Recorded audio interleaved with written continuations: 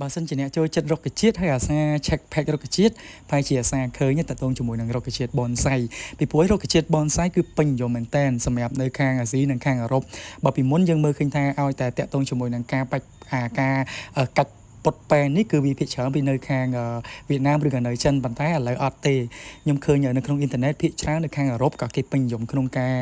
ធ្វើវាដែរតកតងយ៉ាង bonsai ហ្នឹងគេហៅថាលេងណាដោយរបៀបយើងលេងមាន់លេងត្រីអីចឹងទៅហើយលក្ខណៈក្នុងការធ្វើ bonsai នេះគឺវាមានលក្ខណៈពិបាកម្យ៉ាងដែរដោយសារតែត្រូវការចំណាយពេលយូរហើយត្រូវការបច្ចេកទេសទៀតទៅអាចធ្វើចេញមកវាមានតម្រង់ឬរាងស្អាតហើយបើនិយាយពីតម្លៃរបស់វាវិញក៏វាគួរសមដែរហើយបើនៅខាងអឺរ៉ុបហើយនៅខាងអាស៊ីហ្នឹងគឺគេពេញនិយមយូរហើយរហូតដល់មានយកទៅដេញថ្លៃទៀតតែសម្រាប់ខ្មែរយើងគឺអត់តាន់ទេតែមួយរយៈចុងក្រោយនេះគឺខ្ញុំយករុក្ខជាតិ bonsai មកក៏មានអតិថិជនចាប់អារម្មណ៍ហើយក៏សួរដែរតែអ្វីដែលសំខាន់នេះគឺគាត់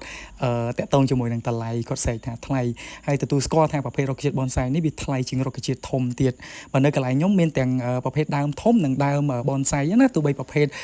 រុក្ខជាតិតែមួយក៏ដោយប៉ុន្តែតម្លៃខុសគ្នាអាធំហ្នឹងវាមាន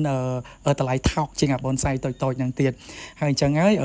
វាមិនមែនអាស្រ័យលើដើមធំដើមតូចទេអាស្រ័យលើរចនាបថក្នុងការពុតប៉ែនក៏ដូចជា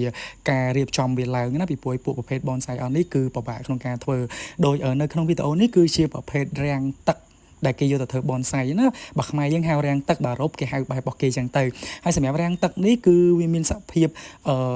ដុះអមជាមួយនឹងថ្មណាក្នុងការប្រពូនប្រព័ន្ធគ្នាហ្នឹងជាមួយនឹងថ្មអញ្ចឹងហើយហ្មងតែវាឡើងពណ៌ថ្មនេះគឺចំណាយពេលជាមួយនឹងដើមដែលគេពុតមកយ៉ាងឥតខ្ចោះតាក់បតាក់កាឡាគ្នាដូចជារូបគំនូក្នុងផ្ទាំងគំនូចិនអញ្ចឹងណាអញ្ចឹងហើយវាស្អាតមែនតើអញ្ចឹងបើសិនជាអ្នកទាំងអស់គ្នាចង់ឃើញផ្ទាល់ឬក៏ចង់សួរព័ត៌មានទៅតង bonsai អាចតាក់ទងបានជាមួយនឹងសួននគររាជឬលេខទូរស័ព្ទដែលបានដាក់ខាងលើ